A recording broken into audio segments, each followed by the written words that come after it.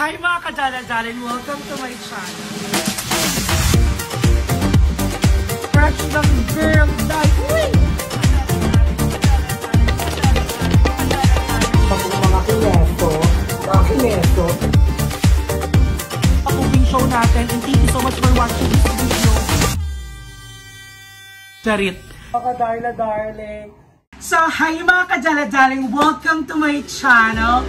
For today's video is a very special video dahil makikipagchikahan tayo kay Loloret at kay Loloret.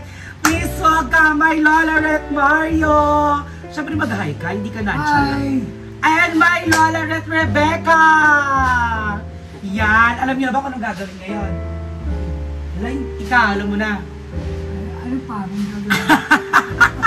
So ayan, for today's video, as you can see, diba, pupunta ako dito sa Manila para dalawin ang lola at lolo ko na sila talaga yung totoong nag-aalaga sa akin nung bata ako hanggang 10, 11 years old. So dito ako pinanganak na. Tapos dito na rin ako nag-aral ng elementary bago ako napadpad ng grade 3 lang. Hindi. Grade 4. Tapos doon ako nag-grade 5 sa Cavite. Grade 4 ka sa Cavite? Grade 5. Hindi ako nag-grade. Oh, sige. So, ayan. So, for today's video is magchichikahan kami together. Diba? Chikahan together.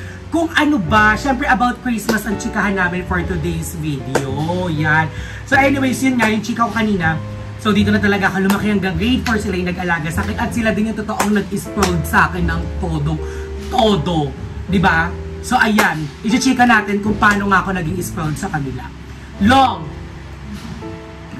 Si lolo ko kasi siya yung naghahatid sundo sa akin dati. Mula kinder hanggang grade 4 sa Burgos. Yes, yon. Kinder hanggang grade 4 sa Burgos. Talagang hatid sundo, legit. Naglalakad kami minsan pag tinatamad ako dahil ayoko nang naglalakad din minsan. Nagto-trolley kami, di ba? O sa patrolly nun. So magkano trolley nun? 2 lang.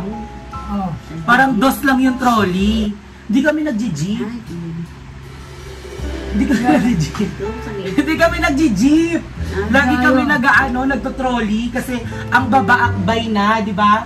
Hindi lang sa eskwela. Hanggang Compassion.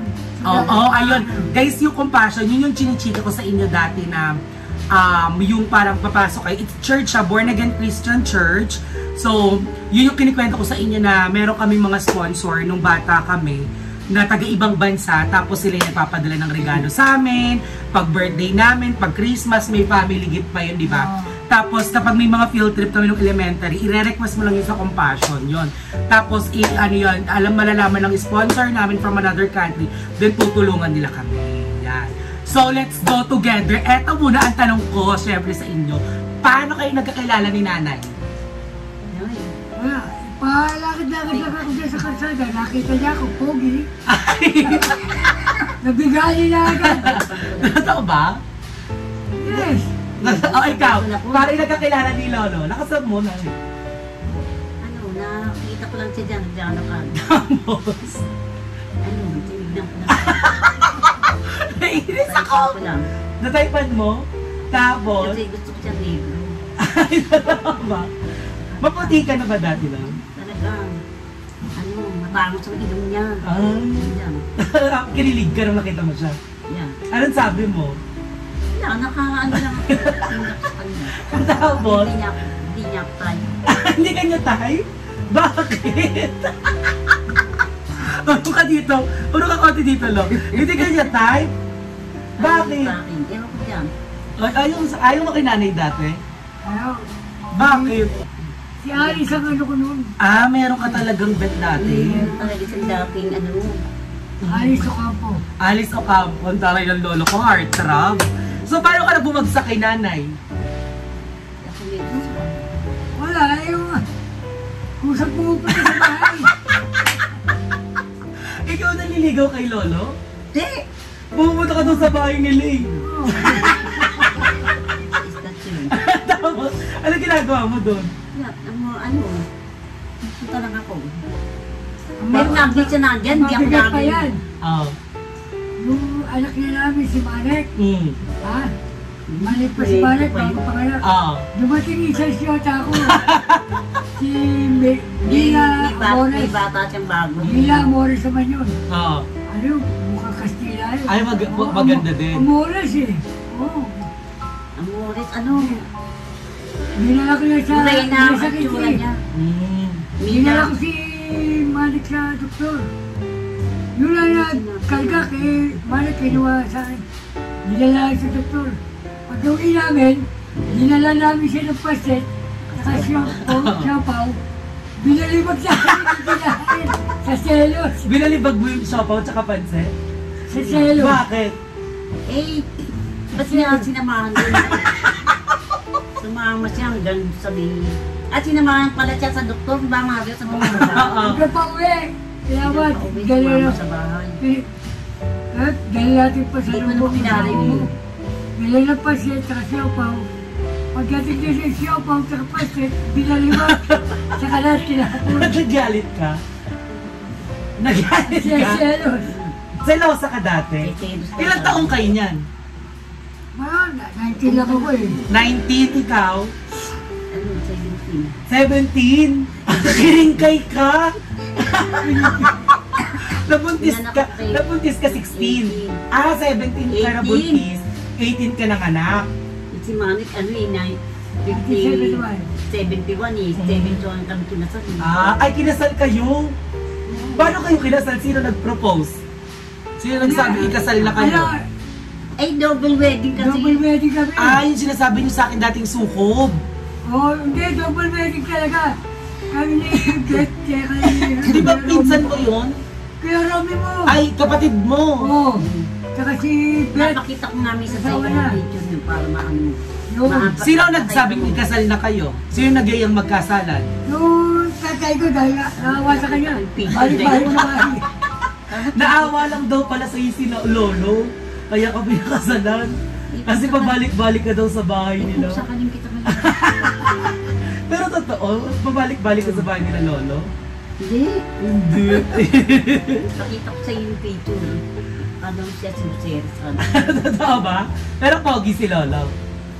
Ano, may hindi naman siya ganyan kapayat eh. Pero pogi nga, pogi siya dati. Turan. Eh si nanay, maganda siya dati. Ganyan lang yun.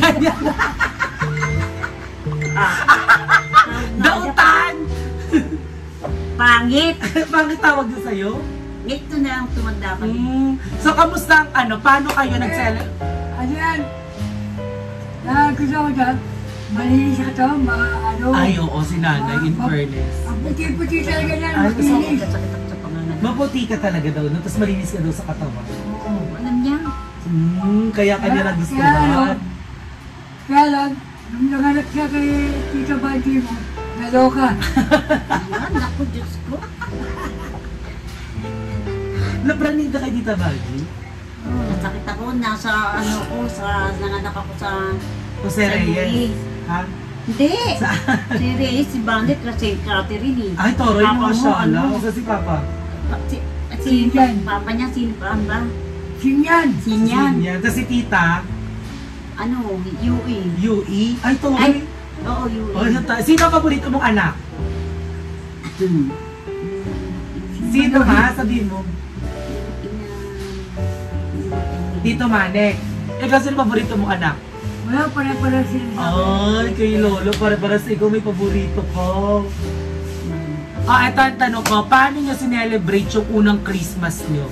Unang Pasko nyo na mag-asawa kayo? Wala. Hindi uso nun? Hindi, ano, basta, pag nabubuhay ang lolo mo, kain kami lahat. Maraming pagkain dati. Oo. Sino ang mayaman, may pera, may kaya dati, ikaw o si nanay? Pareho kami wala. Wala? Wala.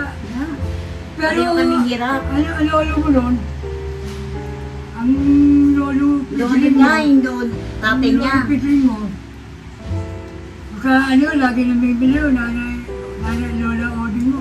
Ang may balay Ako kayo. nagtubira sa gawalan sa Kapag nanay niya na pagkain matagal. ng tanghalian, lahat yun. Pero kapag may natirang niluto na ulam, Pinamimigan.